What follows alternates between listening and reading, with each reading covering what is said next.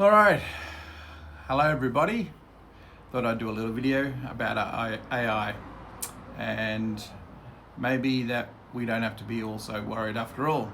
While it will take a lot of jobs, change the way we work, similar to the internet and industrial revolution, and maybe have more of an influence than all of these other revolutions technology-wise over the years. What I do think is that it's starting to hit a ceiling in certain areas, and I'll tell you a simple reason: it's economics.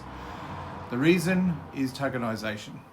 So all these AI companies are starting to move away from the subscription model and moving to tokenization model because it's very expensive. The biggest problem with AI is every time you ask it to do something, the learning model has to review everything you've ever written before about that particular thing. So when you ask it to regenerate an image, it remembers everything before and regenerates it from scratch, every single word. So what happens is that memory exponentially is chewed up, hard drive space, more processing power to read everything in the past and try to put it all into context and then generate the new answer you've asked for. And that requires a lot of tokenizations.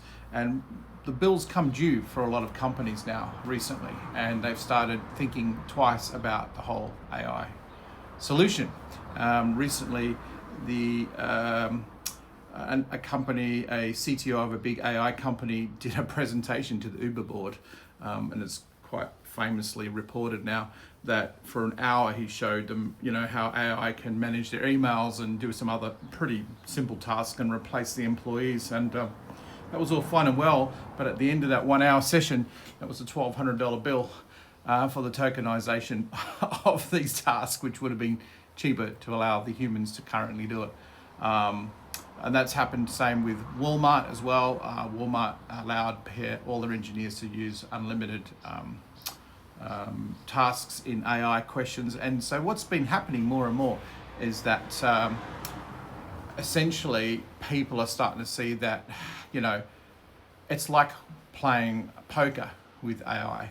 A little bit like lottery. You put some input information in, you ask a question, and sometimes it answers right, sometimes it answers incorrectly, but you still spent the tokens, you still spent the real money on even all the incorrect answers. And while AI is getting better in terms of answering you 50, 60, 70% of the time correctly, the problem is that it is now making mistakes as well, which you end up paying for. So there's you may spend $500 to $1,000 worth of tokens per month, but probably out of that, a good 50% was just tokens spent in error, generating the wrong image, or things with 6 fingers instead of 5, all those type of things.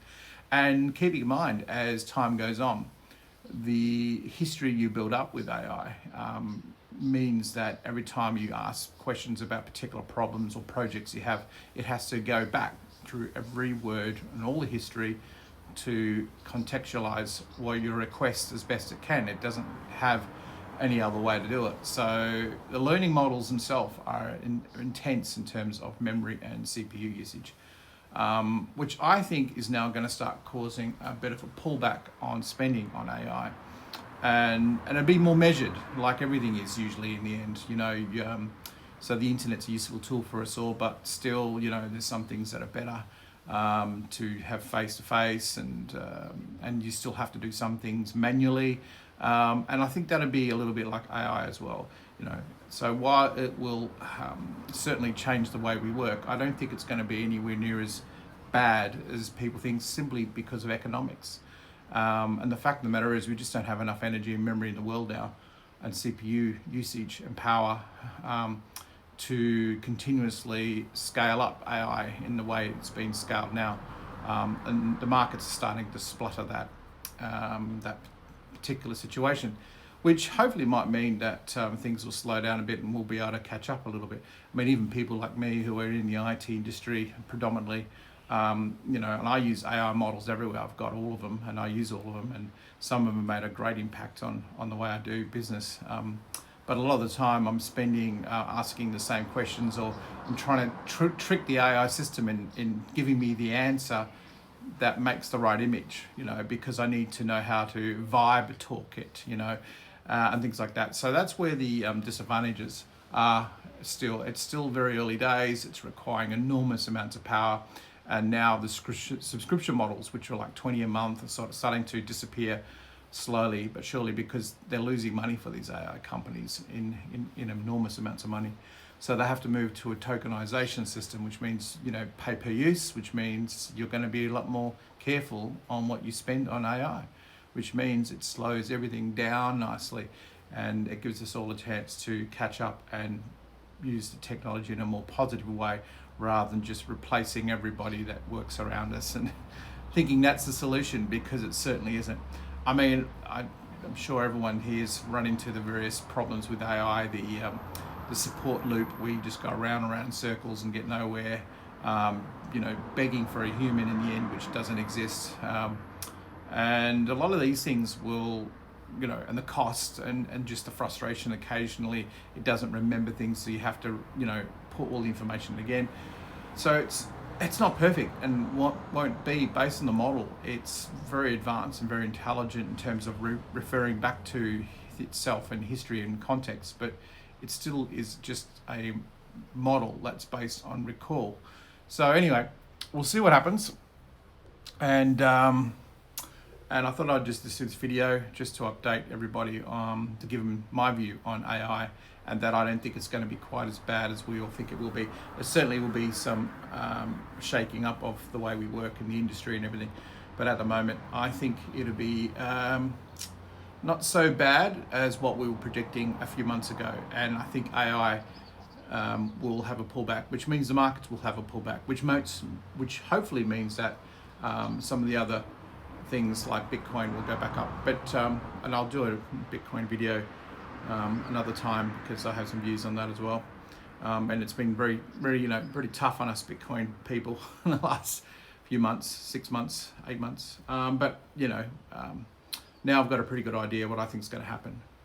But anyway, thanks for watching, and I hope this video is of some use to you, and I look forward to doing these ones again. Very casual, and sometimes I will do them. Cheers.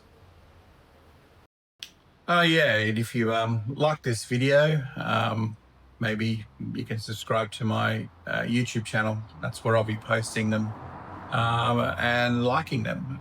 That would be great. I don't know if people want to watch the videos or not, but I figured that I might as well post about them, because I do get asked these questions all the time, and I just sort of think, well, maybe I should do a video on it. But I don't want to do so much editing already. But I don't know if you guys have noticed, but I've already done some more professional videos, and the interesting thing is it's proving my point. For instance, some of them are all generated by AI, and I wanted to see how good they get. So let me know in the comments below if you've realized that, and which ones they are, and comment in the videos if you think they are. But also there's some good advice in the videos, genuinely good advice. Particularly AI can steal your voice now, and soon I'll be uploading a video called Anybody Can Be a Spy, which you'll see shortly.